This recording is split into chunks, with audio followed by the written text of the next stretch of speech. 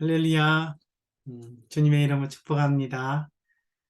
오늘 영상을 찍게 된 이유는 이번 주에 설교가 방송 문제로 소리가 나가지 않았습니다. 예배를 한번 방송을 들어보신 분은 알겠지만 이번에는 소리가 제일 끝부분에만 나오고요.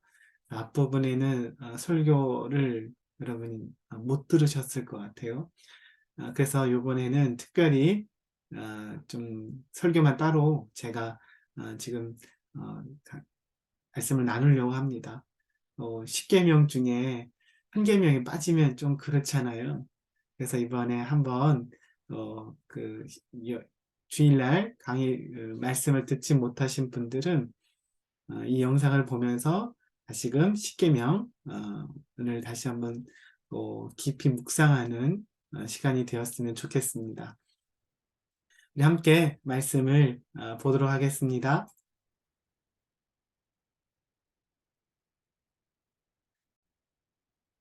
네, 우리가 지금 10계명을 하고 있습니다. 10계명, 지난 시간에는 5계명이었죠. 5계명은 내 부모를 공경하라의 말씀이었습니다. 5계명의 첫째 1차 대상자는 누구였어요? 음, 10대, 20대 자녀가 아니라 3, 40대, 50대 장년 자녀들입니다. 장년 자녀들에게 있어서 부모는 이제 힘이 없어진 노인 부모를 이야기하는데 그 부모를 함부로 하지 말고 공경하라고 말씀하고 있습니다. 그러면 부모를 공경한다는 의미는 무엇입니까? 그 의미는 히브리어로 카베드인데 그 카베드란 말은 무겁게 여긴다라는 의미를 가지고 있습니다. 이 말은 부모의 존재를 중요하게 여기고 그분의 말을 중요하게 여긴다라는 그런 의미가 있어요. 이 공경이라는 카베드는 히브리어인데 구약에서 4번밖에 쓰여지지 않는 단어입니다. 근데 신기하게도 이 4번 중에서 2번은 부모님에게 사용되는 단어이고 2번은 누구에게 사용됩니까? 하나님께만 사용되는 단어입니다. 하나님께만 사용되는 단어를 부모 공경하는데 사용하고 있습니다. 유교는 이웃 어르신들을 공경하라고 하지만 우리 기독교 하나님의 말씀은 어른을 공경하기 전에 너희 부모를 먼저 공경하라고 얘기해요. 어느 수준으로 하나님만큼 어, 우리의 생명이 하나님을 통해서 오잖아요. 그렇지만 그 생명은 누굴 통해서 옵니까? 또 부모를 통해서 옵니다. 그래서 부모를 하나님을 경외하고 순종하는 것처럼 부모를 공경하고 순종할 것을 이야기하죠. 그럼 어떻게 공경하라고 이야기합니까? 어떻게 공경하라고 하냐면 먼저는 마음으로 부모를 공경하게 여기는 것, 또 그분을 중요하게 여기는 것을 이야기합니다.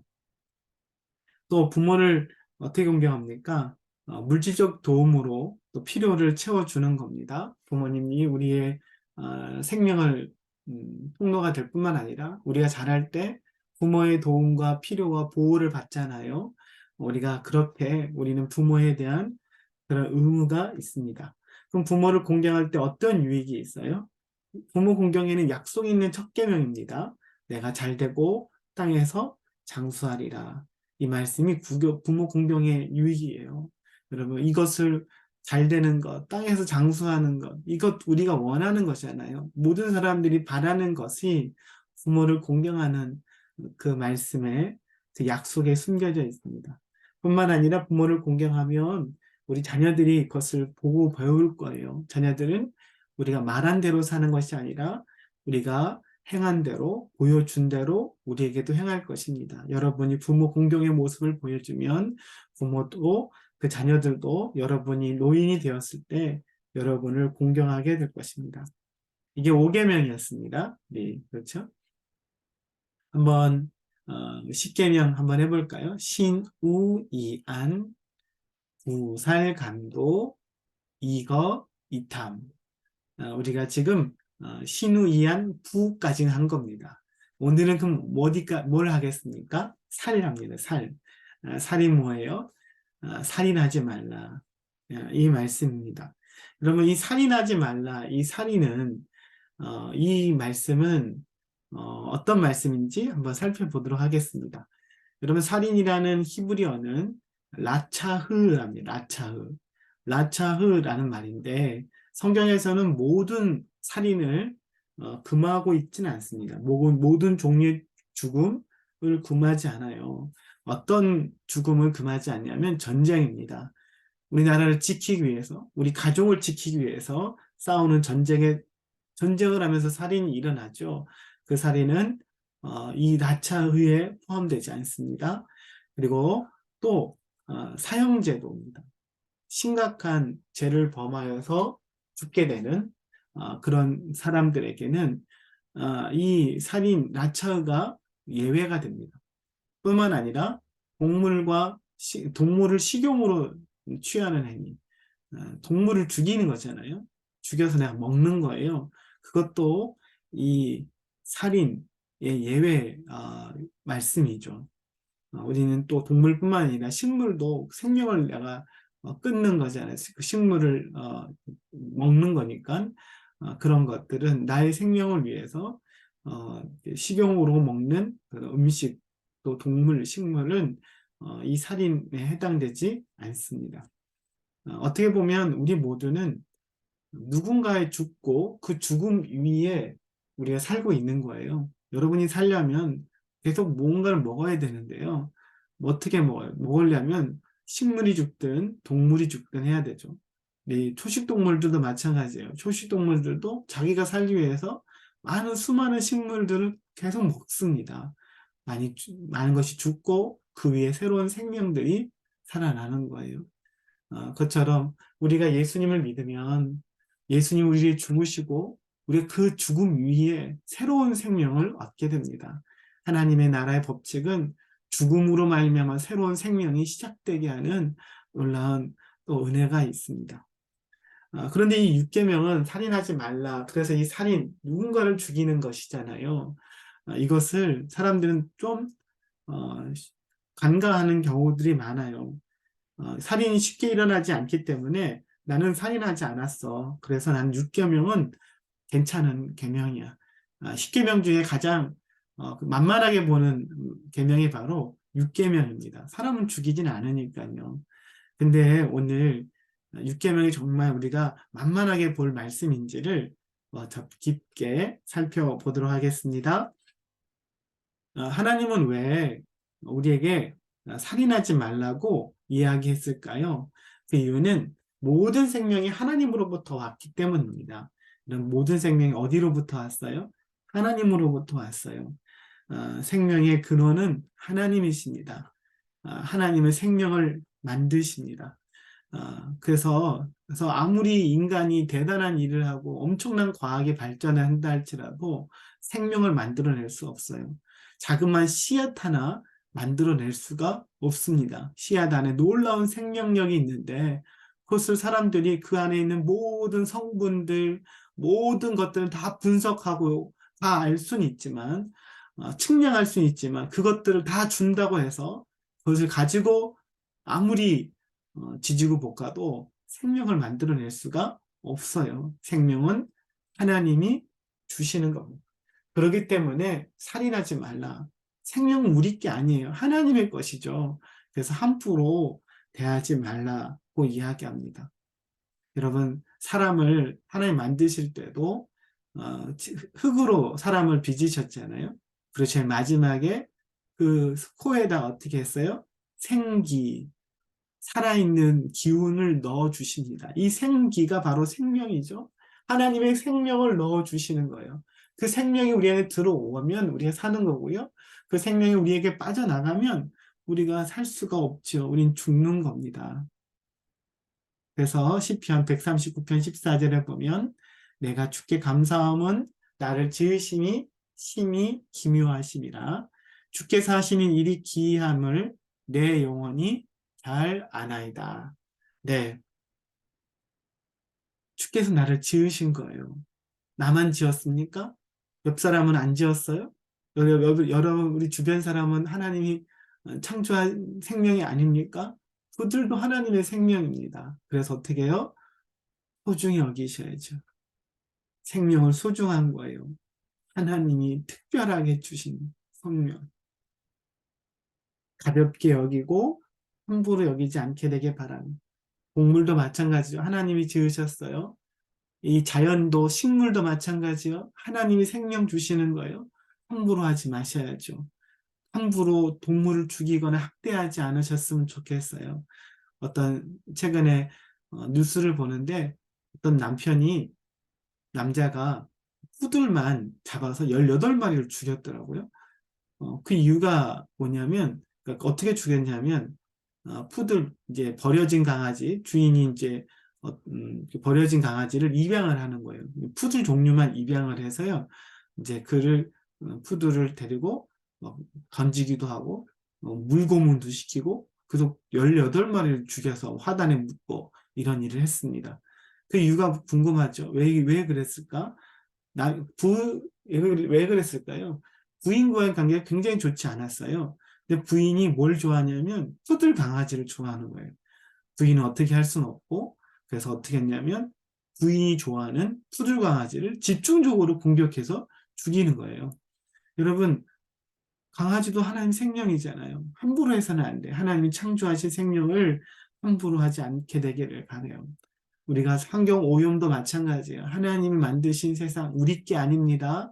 하나님의 것이고 우리는 잘 관리하고 보존해야 될 책임이 있는 겁니다. 그래서 내 자신의 생명도 함부로 해서는 안 되는 거예요. 내 생명 내 것이 아닌 거예요. 사람들은 내 거라고 생각하는데 아닙니다. 하나님이 잠시 나에게 맡겨준 겁니다. 여러분, 그 맡겨준 것을 잊지 마시고 여러분 소중하게 여기시기를 예수님의 이름 축복합니다. 나의 생명, 내 것을 내 마음대로 스스로 끊는 것 하나님 기뻐하지 않습니다. 여러분 스스로 여러분을 학대하거나 여러분을 더 괴롭히거나 자해하지 않게 되기를 바라요. 우리의 것이 아닙니다. 하나님 잠시 맡겨주신 것임을 여러분 잊지 않으셨으면 좋겠어요. 하나님 왜 우리에게 살인하지 말라고 했냐면 두 번째 이유는 이것이 악의 고리를 끊는 것이기 때문입니다. 여러분, 십계명을 이스라엘 백성들에게 준 말씀이잖아요. 이스라엘 백성들은 애굽에서 노예 생활을 했던 사람들이에요. 애굽 탈출하면서 준 말씀이 탈출하고 나서 50일 정도 지나고 나서 준 말씀이 출애굽기 말씀입니다. 십계명이죠. 그런데 노예로 살았다는 게 어떤 삶이겠어요? 얼마나 많은 학대를 받았고, 얼마나 많은 괴롭힘을 받았고, 매질을 당하고, 죽임을 당했겠어요. 수많은 사람이 일하다 죽고요, 맞아 죽기도 하고요, 굶주려 죽기도 하고, 얼어 죽기도 하고, 이런 일들이 계속 일어났을 거예요. 그들은 그걸 다 봤습니다. 심지어는 모세가 태어날 때는 2살 밑에 어린 아이들, 남자아이들은 다 산채로 나일강에 던져져서 어, 악어의 먹이가 되기도 했어요. 자기 아들을 빼앗기는 거예요. 산 아이들을 빼앗김에도 이스라엘 백성들은 아무런 저항할 수가 없었으니 울고 불고 하는 것밖에 없이 그냥 노예가 그래요. 노예는 짐승과 같았습니다. 포용 가치가 떨어지면 그냥 죽도록 내버려 두고 때려서 주기도 하고 그런 게 노예였습니다. 근데 그런 이스라엘 백성들이 얼마나 피해의식이 강했겠어요? 여러분, 그렇게 피해를 많이 당한 사람들은 어떤 특징이 있냐면 나중에는 다른 사람들의 피해를 주는 가해자가 됩니다. 그래서 피해자가 가해자가 되기도 해요.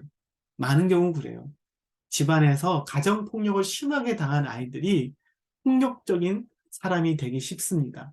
왜냐하면 그 피해는 그것을 또 다른 가해로 되기 때문이에요. 학교에서 친구들에게 학교 폭력을 당한 아이들이 중학생 때, 초등학교 이런 폭력을 당한 아이들이 고등학교 때 친구들을 여러 사귀게 되면 자기가 받은 그 폭력을 또 다른 사람들에게 해줍니다. 자기는 그것 때문에 너무 힘들었을 텐데 사람들이 그것을 받은 것을 돌려주려고 하는 성격이 있는 거예요. 맞아본 사람이 때릴 줄도 안다고. 왜요? 어디를 맞으면 아픈 줄도 알아요. 어떻게 때리면 괴롭게 하는 줄 아는 거예요. 그래서 사람들이 그렇게 합니다.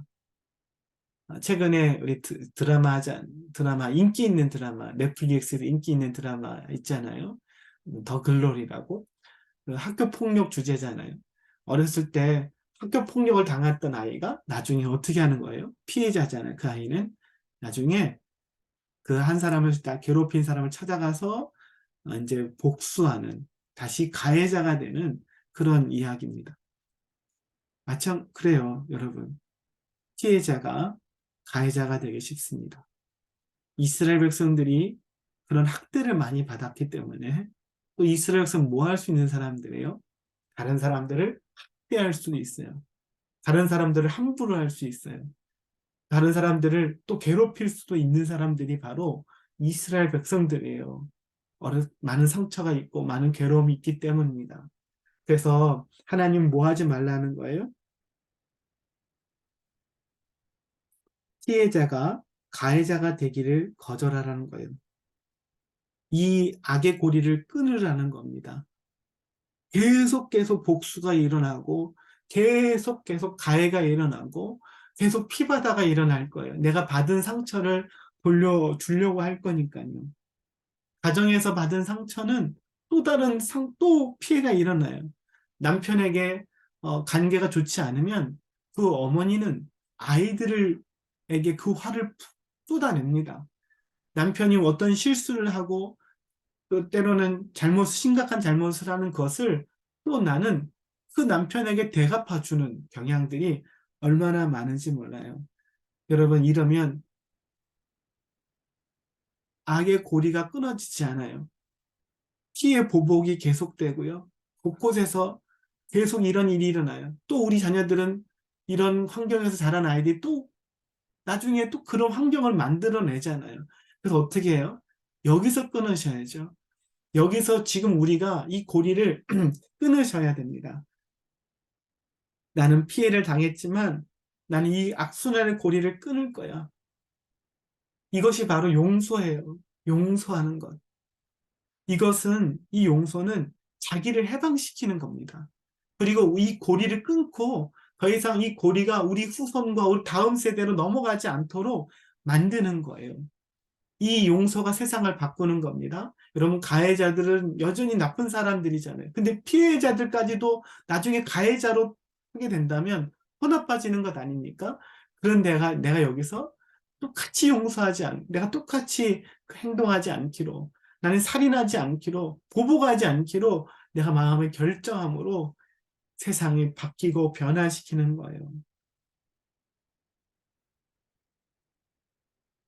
쉽지 않지만 여러분, 주님이 우리를 도와주십니다. 하나님의 은혜가 우리에게 오면 우리 속에 이 악의 고리, 이 고리가 끊어질 수 있는 은혜를 주십니다. 그런 은혜를 구하는 저 여러분 되었으면 좋겠어요. 그러면 그냥 내버려 두면 될까요? 우리만 손해 아니에요? 그렇지 않아요? 로마서 12장 19절, 내 사랑하는 자들아 너희가 친히 원수를 갚지 말고 하나님이 진노하심에 맡기라 기록되었을 때 원수 갚는 것이 내게 있으니 내가 갚으리라고 주께서 말씀하시니라. 악에게 지지 말고 선으로 악을 이기라. 원수 갚는 건 너희가 친히 원수 갚지 말래요. 왜요? 하나님이 진노하심을 맡기랍니다. 원수 갚는 건 누구에게 있어요? 하나님께 있으니 하나님이 갚아주셔요. 여러분이 갚을 필요가 없어요. 여러분이 갚으려면 그만큼 더 악해져야 되잖아요. 악한 사람을 괴롭히려면 더 악해져야 되는 것 아닙니까? 그러면 내가 어떻게 그렇게 악한 짓을 하겠어요? 하나님께 맡기세요. 하나님이 갚아주십니다. 악에게 지지 말고 선으로 악을 뭐하라? 이기라. 악에게 진다는 말이 뭐예요? 똑같이 갚는 거예요. 똑같이 행동하는 거예요. 이에는 이, 눈에는 눈. 그냥 그렇게 행동하는 게 악에게 지는 거예요. 어떻게 해요? 선으로 악을 이기라. 이러면 선으로 악을 이기실 수 있게 되기를 축복합니다. 그리고 우리가 또 알아야 될 것은 뭐냐면요. 간접살인도 살인입니다.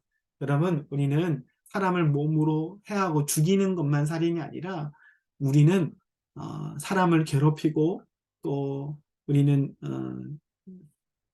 기를 죽게 하고 위축되게 만들고 불안하게 하고 그런 모든 것들 그것이 다 그들의 생명을 축소시키게 만드는 모든 것들이 넓은 의미에서의 살인인 거예요. 여러분 우리는 말로도 사람을 죽일 수도 있습니다. 말로도. 여러분 칼로만 사람을 죽이는 게 아니죠. 말이요. 여러분 말로 사람을 찌르는 거예요. 어떤 말은 평생 기억나는 말이 있어요. 저 잊지 못하는 말이 있습니다. 말로 인해서 상처받아요. 여러분 잠언 18장 21절 죽고 사는 것이 혀의 힘에 달렸나니 혀를 쓰기 좋아하는 자는 혀 열매를 먹으리라.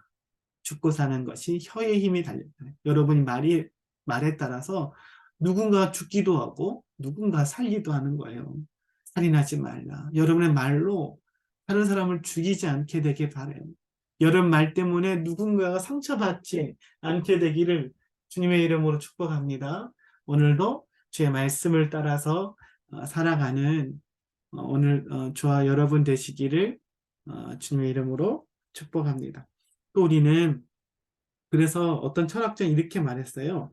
살인자의 칼에 묻은 피와 욕하는 입술에 묻은 침은 같다라고 이야기했습니다. 그만큼 우리는 말로도 사람을 죽일 수도 있어요. 많은 사람들이 말 때문에 견디다 못해서 댓글 때문에 죽어가는 사람 얼마나 많은지 몰라요. 그 모든 게 다 간접살인이 될 수가 있습니다. 또 우리는 무엇으로도 사람을 죽일 수 있어요. 눈빛으로도 죽여요. 우리 눈으로 말합니다. 눈으로 째려보고 경멸하듯 쳐다보고 노려보고 그런 눈빛. 여러분 그런 눈빛으로 사람들에게 지금 메시지를 보내고 있습니까? 여러분 그런 눈빛 하나도 여러분 조심하게 되길 바랍니다. 세 번째 뭐예요? 따돌리는 것도 살인이 될 수 있어요. 우리 교회에서나 학교에서나 우리는 끼리끼리 놀기도 하는데 여러분 따돌리는 것도 사람들을 괴롭히는 것이고 그것 때문에 많은 아이들이 죽기도 하고 많은 사람들이 회사에서 힘들어하는 사람들도 많이 있어요. 여러분 이것도 간접살인이 될 수 있다는 거 잊지 않게 되길 바랍니다. 또 뭐가 있냐면 전도하지 않는 것도 살인이 될 수가 있어요. 놀라운 말이죠. 누군가 죽어가는데 여러분 그냥 냅두고 가면 어떻게 되겠어요? 그 사람이 저대로 가면 지금 떨어져 죽는 건데 그 사람 모르고 가고 있어요. 그럼 어떻게 해요? 그냥 내버려 둡니까? 잡아야죠. 떨어지지 않게 막아야죠. 어, 여러분 예수 믿지 않으면 죽는 거잖아요. 예수 믿지 않으면 우리는 지옥에 가잖아요. 여러분 이거 우리 믿는 것 아닙니까? 이걸 믿는데 예수 안 믿는 사람들이 지나가는 거 그냥 내버려둬요. 그냥 그들에게 복음을 전하지 않아요. 그러면 여러분 그것은 바로 하나님이 그것을 어떻게 보시냐면 이렇게 보십니다. 에스겔 3장 18절 가령 내가 악인에게 말하기를 너는 꼭 죽으리라 할 때 내가 깨우치지 아니하거나 말로 의인에게 일러서 그의 악한 길을 떠나 생명을 구원하게 하지 아니하면 그 악인은 그의 죄악 중에서 죽으려니와 내가 그의 핏값을 내 손에서 찾을 것이다. 하나님 어떤 사람을 심판하시기로 한 거예요. 근데 그것을 네가 전하라는 겁니다. 근데 내가 전하지 않았어요. 그래서 전하지 않고 그 돌이키지 않았습니다. 결국에는 그가 심판을 받지만 너도 책임을 진다는 거예요. 말을 하지 않았기 때문에. 반대로 또 이제 21절에는 19절에 어떤 말이 있냐면 그 사람이 하나님의 말씀을 듣고 그 사람에게 전한 거예요. 하나님 심판하신다. 근데 그 사람이 전했지만 여전히 돌이키지 않고 여전히 살아서 결국엔 심판을 받지만 하나님께 뭐 어떻게 하냐면 그는 심판을 받지만 너는 책망을 받지 않게 되리라. 왜냐하면 우리는 해야 될 말을 했기 때문이에요. 여러분 전도하지 않는 것, 복음을 전하지 않는 내 주변의 사람들에게 복음을 전하지 않는 것 이것도 살인이 될 수 있다는 것. 여러분 이것을 알게 되시기를 예수님 이름 축복합니다. 여러분 살인하지 말라 계명이 간단한 계명이 아니잖아요. 이게 무시할 만한 계명이 아니에요. 굉장히 우리 삶에 밀접한 계명입니다. 그러면 어떻게 해야 할까요? 첫 번째는 뭐냐면 죽게 하듯 하는 겁니다. 골로새 3장 23절 무슨 일을 하든지 마음을 다하여 죽게 하듯 하고 사람에게 하듯 하지 말라. 뭐 어떻게 하라고요? 주님께 하듯 하는 거예요. 하나님께 하듯 예수님께 하듯 하는 겁니다. 사람들을 이 말은 뭐예요? 함부로 하지 말라. 다른 사람들에게 무시하지 말라는 거예요. 그들을 괴롭히지 말라는 겁니다. 죽게 하듯 하는 것. 그래서 우리 기독교인들의 에게 사전에서 빠져야 될 단어가 있는데 그 단어는 뭐냐면 함부로예요. 함부로. 함부로 하지 마시고 다른 사람 너무 괴롭히지 함부로 때리고 괴롭히고 막말하고 자녀들에게도 마찬가지고 여러분의 남편과 아내 여러분 부모님에게도 마찬가지예요. 여러분 무슨 일을 하든지 마음을 다하여 누구께 하듯 죽게 하듯 하고 사람에게 하듯 하지 말라. 여러분 이것을 잊지 않게 되길 바랍니다. 하나님께 하듯 하시길 바래요. 두 번째 어떻게 하냐면 여러분의 몸과 생명을 살리는 도구로 하나님께 드리는 거예요. 로마서 6장 13절에 보면 또한 너희 지체가 몸입니다. 너희 지체의 몸을 불의의 무기로 죄에게 내주지 말고 오직 너희 자신을 죽은 자 가운데서 다시 살아난 자 같이 하나님께 드리며 너의 지체를, 너의 몸을 의의 무기로 하나님께 드리라. 우리의 몸을 하나님께 드리라. 어, 우리의 몸을 어디다 쓰느냐, 어떻게 쓰느냐가 결정하라는 거예요. 어떻게 쓸지를 결정하는 거예요. 여러분의 입과 여러분의 말과 여러분의 행동과 여러분의 삶을 다른 사람을 죽이고 해하고 괴롭히고 또 그들을 죽이는 일에 가담하지 말라는 거예요. 우리의 무기로 여러분 죄에게 내주지 말라는 거예요. 어떻게 해요? 하나님께 드리라고. 너의 몸을 의의 무기로 하나님께 드려요. 하나님, 내 입을 하나님께 드립니다. 내 말을 하나님께 드리고, 내 삶을 하나님께 드리고, 나의 행동을 주님께 드립니다. 내 나를 통해 살리는 무기로, 살리는 축복의 통로로 사용하여 주시옵소서. 하나님이 주시는 놀라운 축복의 통로로 우리를 사용하여 주시옵소서. 이런 믿음과 이런 삶이 저 여러분에게 있게 되기를 예수님의 이름으로 축복합니다. 여러분 몸을 어디다 드릴 거예요? 매일 결단하세요. 이게 한 번만 일어나는 결단이 아니라 매일 아침 하나님 내 몸을 의의 무기로 하나님께 드립니다. 의의 통로로, 축복의 통로로 내 입술을, 내 말을 하나님께 드립니다. 내 삶을 주님께 드립니다. 오늘 나를 그렇게 사용하여 주옵소서. 내가 나의 몸을 주님과 동행하는 삶을 살도록 내어드리고, 내가 다른 사람을 살리고 축복하는 그 통로로 내어드립니다. 이런 저와 여러분 되시기를 예수님의 이름으로 축복합니다. 오늘도 이 믿음으로 승리하는 저 여러분 되시기를 바랍니다.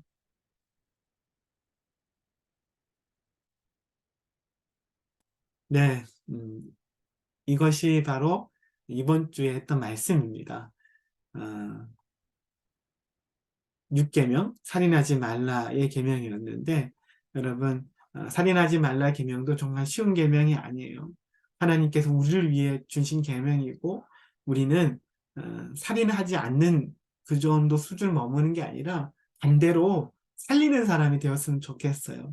여러분이 가는 곳마다 생명이 살아나는 일, 또 다른 사람들이 회복되는 일, 그런 놀라운 생명의 통로가 되시기를 예수님의 이름 축복합니다. 나는 누군가 죽이지 않았어. 이 정도 만족하지 마세요. 하나님은 우리를 통해서 생명을 살리게 되기를 원하십니다. 그런 놀라운 축복의 통로가 되시기를 예수님의 이름으로 축복합니다. 기도하겠습니다. 하나님 아버지 감사합니다. 오늘도 살인하지 말라 이 계명을 같이 받습니다. 먼저 내가 많은 사람들을 또 괴롭히고 또 살인하는 일에 가담하고 있지는 않은지를 점검하게 하여 주셔서 오늘도 주님 앞에 회개합니다. 나도 모르게 눈빛으로, 말로 사람들에게 함부로 말하고, 때로는 괴롭히고, 그랬던 우리의 삶들을 주님 이 시간 회개합니다.